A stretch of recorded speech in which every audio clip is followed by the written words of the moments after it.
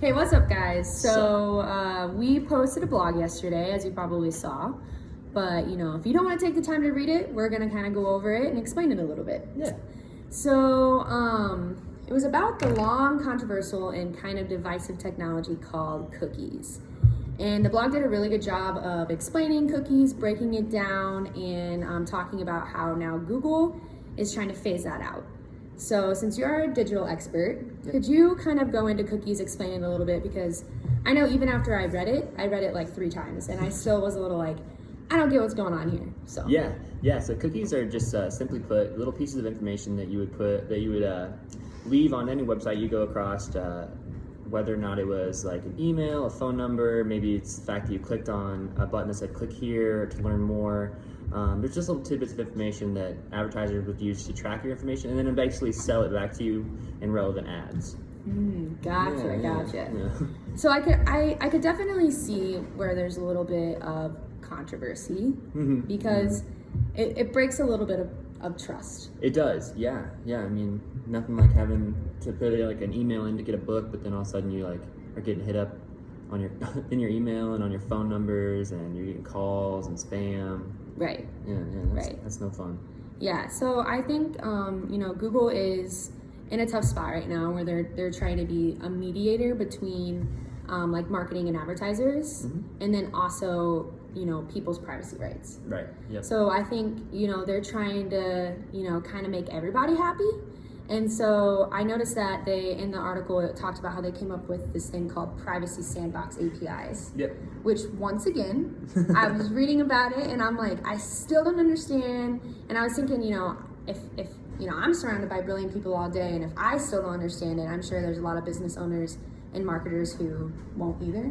So could you tell me a little bit about privacy sandbox and how, what's the difference between that and cookies and why Google's doing that and all that? Yeah, definitely. So obviously the biggest confliction with, or the biggest problem with cookies was that it was selling off or using and collecting personal information like your phone number, your email, anything that you didn't want people to basically get whenever you're putting that stuff into the, on the internet. But with the Privacy Sandbox API or the aggregated program interface, so it's just going to give us 5 different options, or marketers 5 different options in which to track people's or users' habits across. So if say you did click a button that says click here to learn more, or something like that would be like a conversion that we'd be able to track now with the Sandbox APIs. But it wouldn't be able to track any of that personal information. So what you do is you get relevant ads based on how you act and how you behave on the internet, but not anything that's based off of like getting a call or something spammy like that. Okay, cool.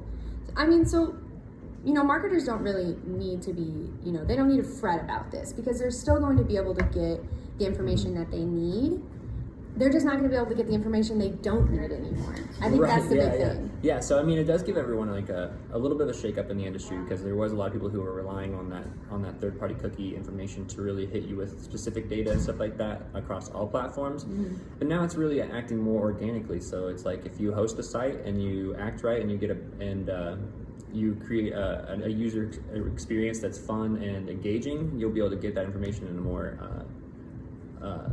elaborate and correct way, I suppose. Yeah. No, I like that. I like that it's moving more towards organic interactions, which, I mean, I definitely think that's the new wave now. And it is just, getting people's information, interacting with people in an organic way. So, like you were saying, like, marketers are going to get something, but so is the consumer now. Yep. It's more of a relationship than kind of like a one-way street. Yeah. So it's driving these meaningful interactions and stuff like that. So it's giving people something in return for giving those little snippets of information and stuff like that. So it's not going to be. It's getting away from those spam and getting away from taking people's privacy and really showing that, hey, you can come to people's website hosted by Google or hosted by any search engine and feel safe that your information isn't going to be stolen or sold back to you or sold to companies that are going to spam you out. Right. I think the cool thing too about this privacy sandbox, from what I understand, you could also correct me, is